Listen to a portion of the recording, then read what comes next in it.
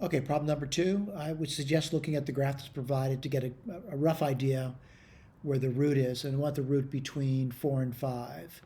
So over here, looking at the graph between 4 and 5, I'm going to say roughly 4.2. All right, it's a rough estimate of what the root is. And what we're going to do now is I'm going to type in reset. That's clear at any stored variables. And let's type in the two variables that we're going to be using over here, a and x. And they're going to be variables, a and x. I can type in the function now, f of x.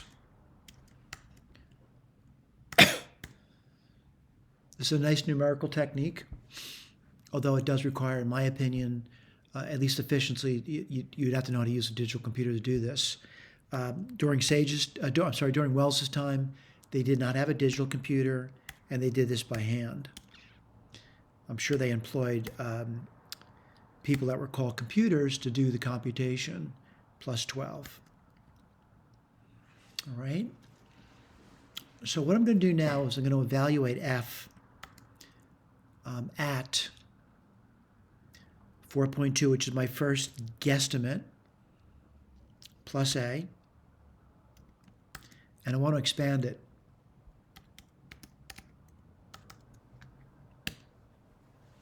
Okay, so again, a is some small number. Again, the root's roughly 4.2. A is some, very small number, like maybe 0.01 or maybe minus 0.01. So what I'm going to do over here is I realize I have a small number. The first two terms in this expansion are going to be much smaller than the last two. So I'm going to use the last two to find out what the root of that is. So I'm going to solve.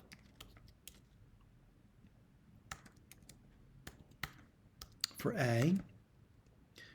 And what I'm going to do over here is I'm going to take that number and I'm going to add to 4.2.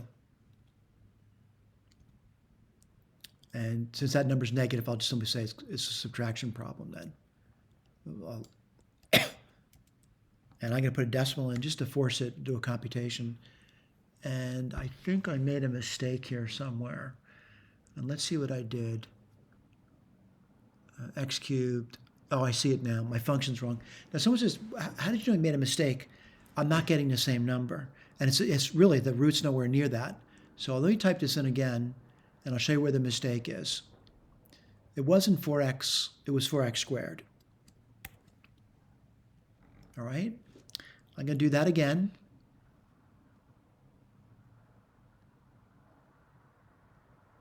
All right, going to take the last two terms.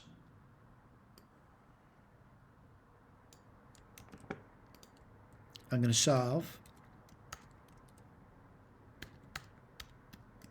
Get the root of that. Okay. And then I'm going to take the number 4.2. Let's see, plus that number here.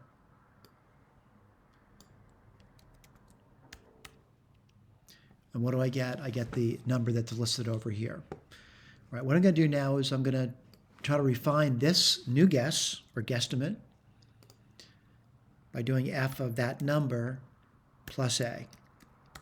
And a is some modifier to the number. It either can make it a little bit bigger or a little bit smaller, but a, again, is a very tiny number.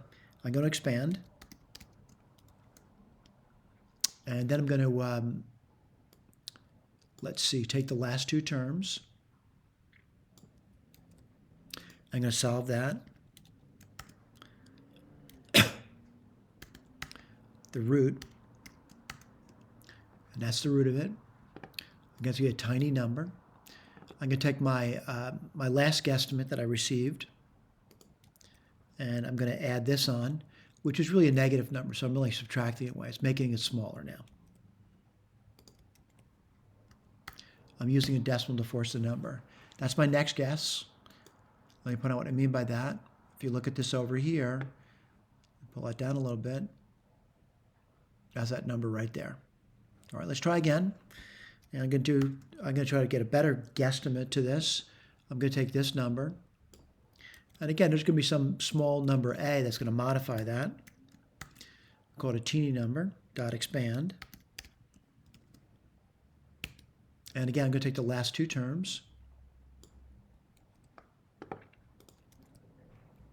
Whoops, I'm sorry about that. I forgot to put the solve word in, didn't I? Solve. I'm finding the root of the last two terms.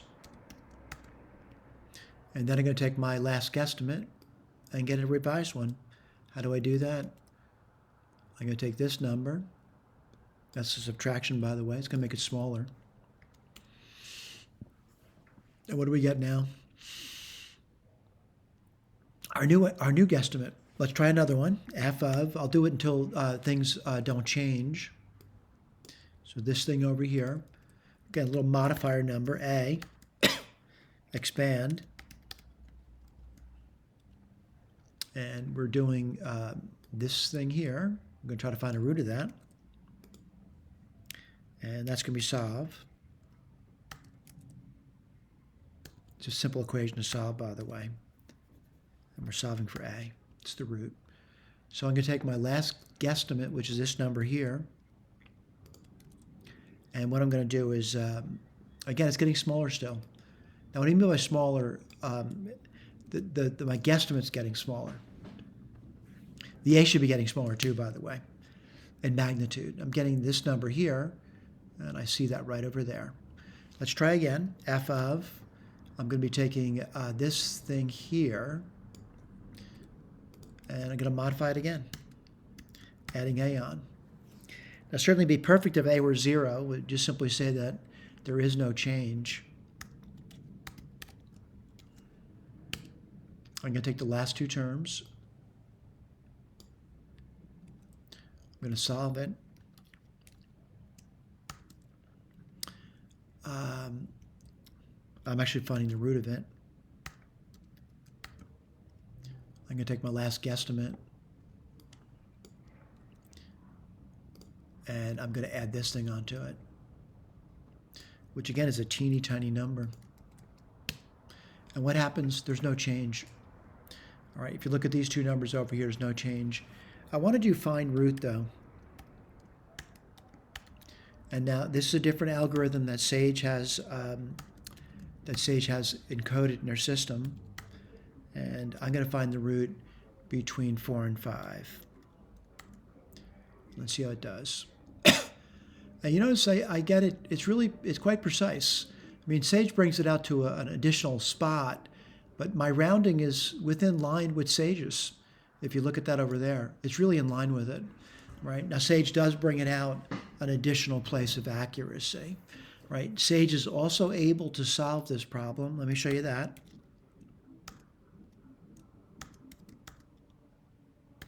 Which is quite remarkable. We can do it too by various techniques we've learned in the past.